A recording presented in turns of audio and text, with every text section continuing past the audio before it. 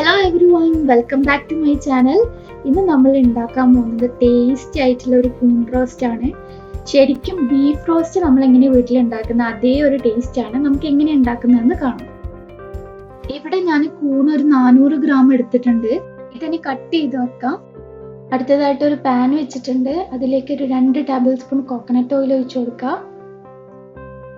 ആദ്യം തന്നെ ഞാൻ ആഡ് ചെയ്ത് കൊടുക്കുന്നത് ജിഞ്ചർ ഗാർലിക് ആണ്. ചതച്ചെടുത്തതാണ് രണ്ടും.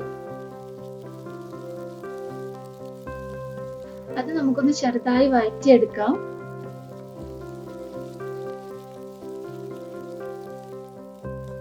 അപ്പൊ ഇതിലേക്ക് നമ്മൾ 2 മീഡിയം സൈസ് വലുപ്പത്തിലുള്ള ഒണിയൻ എടുത്തിരിക്കുന്നത്, ചെറുതായി കട്ട് ചെയ്തതാണ്. അതും കൂടി ആഡ് ചെയ്ത് കൊടുക്കാം.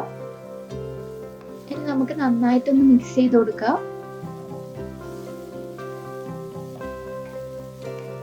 ഇതിലേക്ക് ഞാനൊരു പച്ചമുളക് എടുത്തിട്ടുണ്ട്. ഒറ്റൊരു പച്ചമുളക് മാത്രമേ എടുത്തിട്ടുള്ളൂ. അത് മതിയാവും. അത്യാവശ്യം എരിവുള്ള പച്ചമുളകാണ്. ഇതിലേക്ക് നമുക്ക് കുറച്ച് ഉപ്പ് കൂടി ആഡ് ചെയ്ത് കൊടുക്കാം. കൂണിന് കൂടുതൽ ഉപ്പിടേണ്ട ആവശ്യമില്ല. അപ്പൊ നമ്മൾ നോക്കിയിട്ട് മാത്രം ഉപ്പ് ആഡ് ചെയ്ത് കൊടുക്കുക. ഇതിലേക്ക് ഞാനൊരു 1/4 ടീസ്പൂൺ മഞ്ഞൾപ്പൊടി ഇടുന്നുണ്ട്. ഒന്ന് പച്ചമണം മാറുന്നത് വരെ വഴറ്റി കൊടുക്കുക. അടുത്തതായിട്ട് 2 ടീസ്പൂൺ മല്ലിപ്പൊടി ഇട്ട് കൊടുക്കുക. ഇതൊക്കെ കൂടിയിട്ട് നന്നായിട്ട് മിക്സ് ചെയ്ത് കൊടുക്കുക. ഇതിന്റെ മെയിൻ ഫ്ലേവർ കുരുമുളക് പൊടി ആയതുകൊണ്ട് തന്നെ ഞാനിവിടെ കുറച്ച് മാത്രമാണ് മുളക് പൊടി ആഡ് ചെയ്ത് കൊടുക്കുന്നുള്ളൂ. ഒരു 1/4 ടീസ്പൂൺ മുളക് പൊടിയാണ് ഞാൻ ഇവിടെ എടുത്തിട്ടുള്ളത്. അടുത്തതായിട്ട് 1/4 ടീസ്പൂൺ ഗരം മസാല ആഡ് ചെയ്ത് കൊടുക്കുക. ഇതിലേക്ക് 1 ടീസ്പൂൺ കുരുമുളക് പൊടി കൂടി ആഡ് ചെയ്ത് കൊടുക്കുക. ഇതൊക്കെ കൂടിയിട്ട് നന്നായിട്ട് മിക്സ് ചെയ്ത് കൊടുക്കുക.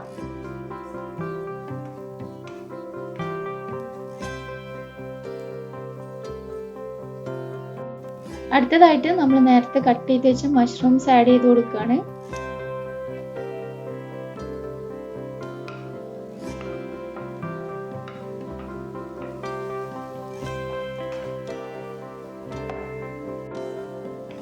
ഇതൊക്കെ നന്നായിട്ട് യോജിപ്പിക്കുക. ഇതിലേക്ക് ഞാൻ വെള്ളമൊന്നും ഒഴിച്ചു കൊടുക്കുന്നില്ല.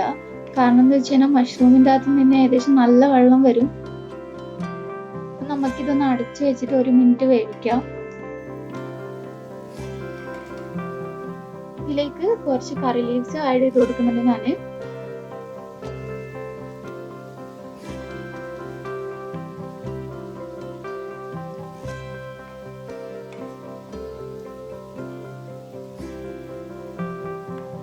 ചെറുതായിട്ട് വെള്ളം വരാൻ തുടങ്ങിയിട്ടുണ്ട്. അപ്പൊ നമുക്ക് ഒന്നുകൂടി അടച്ചു വെക്കാം.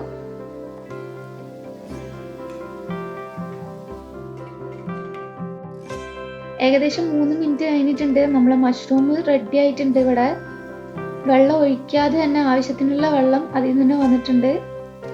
സാധാരണ നമ്മുടെ നാട്ടിലൊന്നും ആരും മഷ്റൂം അങ്ങനെ യൂസ് ചെയ്യാറില്ല.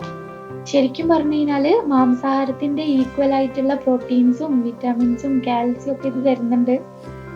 അതുകൊണ്ട് തന്നെ ടേസ്റ്റി ആൻഡ് ഹെൽത്തി ആയിട്ടുള്ള ഒരു റെസിപ്പിയാണിത്. എല്ലാവരും വീട്ടിൽ ട്രൈ ചെയ്ത് നോക്കണം. എന്നിട്ട് എനിക്ക് മറക്കാതെ കമന്റ് ചെയ്യുക.